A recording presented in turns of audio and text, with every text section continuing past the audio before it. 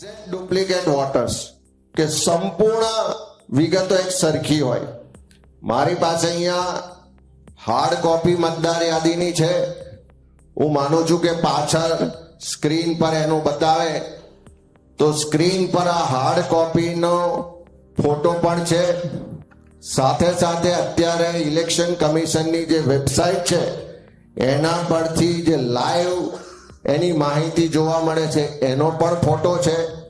તમે જોઈ શકો છો કે આમાં મતદાર ક્રમે 769 નંબરે પારુલબેન કમલેશભાઈ પટેલ છે.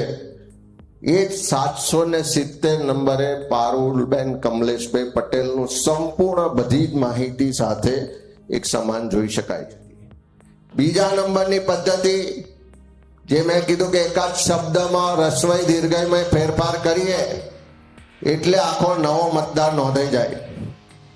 અહીંયા મારી પાસે ભાગ નંબર 45 છે. એમાં મતદાર અનુક્રમ નંબર છે 299 ને 300.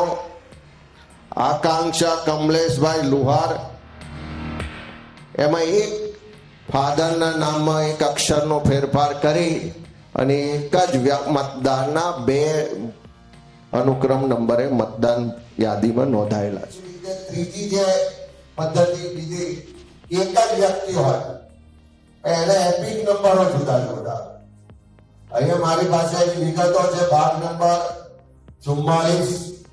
તમે અનુક્રમ નંબર જોઈ શકો છો કે 839, 840, 841, 842. આ 4 મતદાર છે. એક જ વ્યક્તિના નામે 4 મતદારો નોંધાયેલા છે. રણદીપ કુમાર શ્રીવાસ્તવ.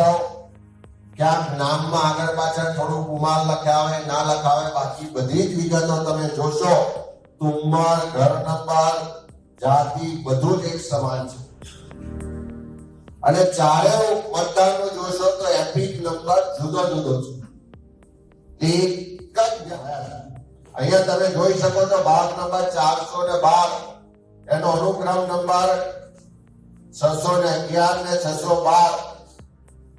પાયલ લોહિયા એ મતદાર છે. એના નામ તમે જોઈ શકો છો કે કઈ ભાષામાં નોંધવામાં આવ્યા છે. એ જ રીતે બીજો મતદાર છે અનુક્રમ નંબર 690 ને 691. મતદારનું નામ બંગાળી ભાષામાં છે. મને તો આવડતી નથી.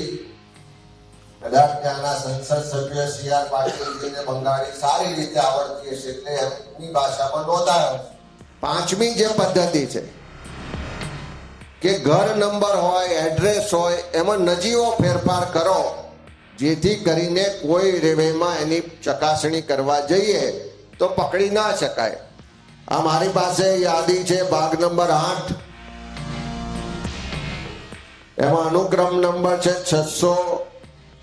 972 અને 977. મતદારનું નામ છે રણજીતસિંહ શેખાવત. તમે જોઈ શકો છો કે બંને એક જ વ્યક્તિ છે. બધું જ સરખું છે, પણ ફક્ત ઘર નંબરમાં એકમાં 210 લખવાનું, બીજામાં 210 ની જોડે 212 લખવાનું અને મતદાર યાદીમાં નામ નોંધવાનું.